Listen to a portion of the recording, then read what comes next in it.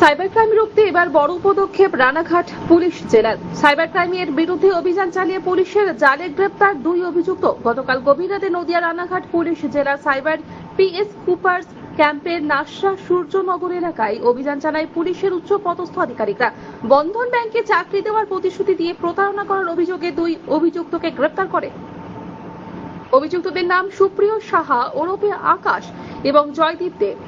Police তাদের কাছ থেকে উদ্ধার করেছে একাধিক মোবাইল ফোন, সিম কার্ড, ডেবিট কার্ড, ব্যাংকের পাসবুক ও 2টি মোটরসাইকেল। ঘটনার পুলিশের পক্ষ থেকে আইনগত ব্যবস্থা ইতিমধ্যে নেওয়া শুরু হয়েছে।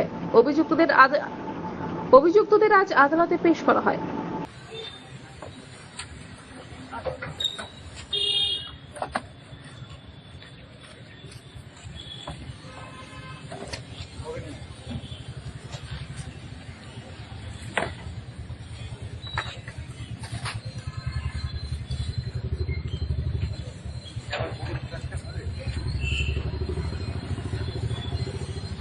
নদিয়া থেকে মাধব দেবনাথের রিপোর্ট, আনন্দ বার্তা।